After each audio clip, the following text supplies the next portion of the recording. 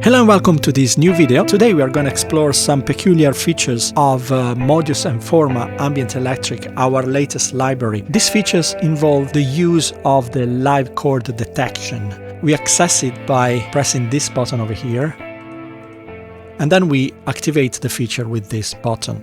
In this mode, we'll be able to trigger chord fingerings by playing the notes in this blue area. When I play a chord in this blue area, I will not hear any sound until I press one of the following key switches. The C5 yellow key switch will trigger an upward single strumming. This B over here will trigger a downward strum. The B flat instead will trigger a strumming pattern. The A will trigger the simple arpeggio, and the A flat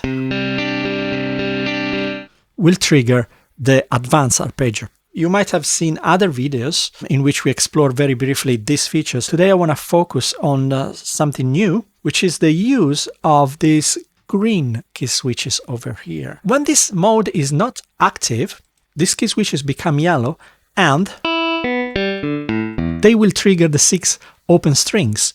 But in the live chord detection mode, those same key switches will trigger. They will trigger the 6 strings according to what chord shape has been played on the blue area. Now I'm playing these 3 notes C, D, E together, and they will trigger a major add 9 chord. So when I go and play my green key switches,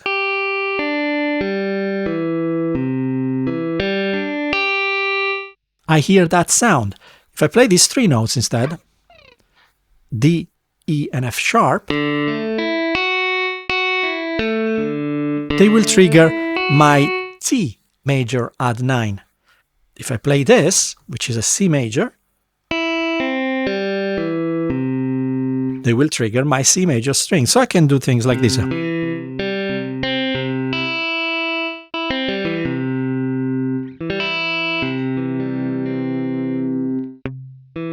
So I can trigger each string individually and create my own arpeggios. So with my left hand, I will trigger chords and shapes, which actually the script will translate into guitar chord shapes. And then I can play these notes as if they were the 6 strings of the guitar. Obviously, there are some chords that will use all the 6 strings and other chords that will not. For example, if I play a C major, that will use only 5 strings. If I play a D major, and bear in mind in this position, now I'm on the 0 position, then I will have only 4 notes. If I play the 5th and 6th key switch, there's nothing there. But if I move, for example, the fret position to the 7th fret, the same C major chord will assume a different shape. You see now the C major has 6 notes. And if I move to the D major, also the D major will have 6 notes. It really responds like a real guitar in that sense. So now, knowing this, I can play things like this, for example. And if I use this white key switch, the G sharp, it will trigger the noise of the hand hitting and stopping the strings. So I can do things like...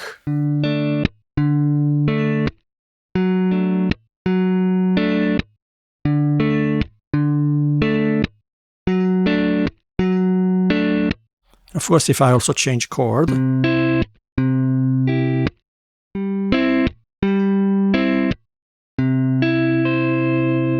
that sense, I can do rhythmics like that. But today also I want to show you another thing.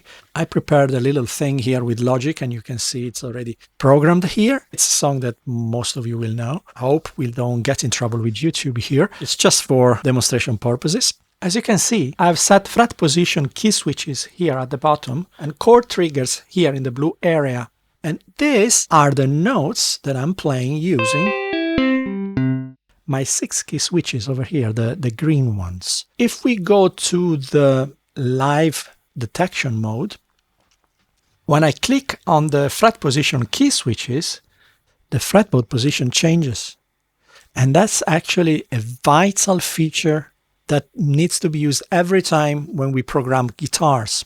A great tip that I can give to you now is to set the fret position before triggering the chord, because otherwise the script will not know at what fret position the chord will have to be, and so it might just trigger a different chord. Another tip also is to not quantize the chords. So you see they are like grouped together.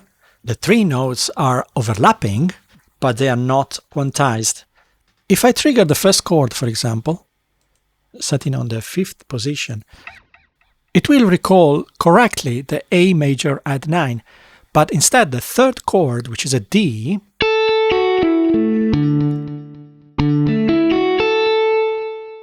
needs to be set up on the 5th fret to sound correctly like the record.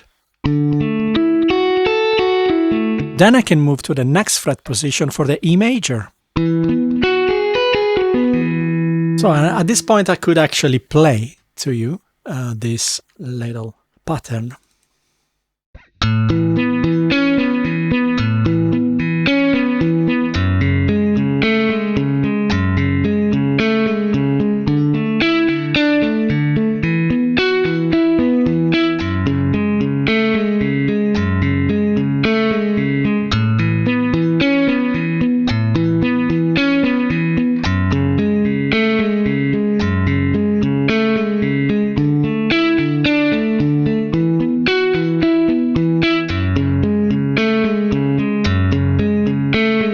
And this one is played with the slanted articulation triggered by the C sharp over here. I'm using a Gretsch guitar on the 1st pickup position. Let's hear it one more time just to close this video.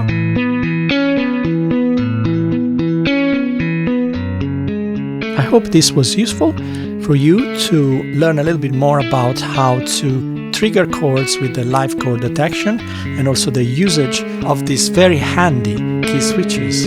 Thank you very much for watching. Have a great day. Bye bye.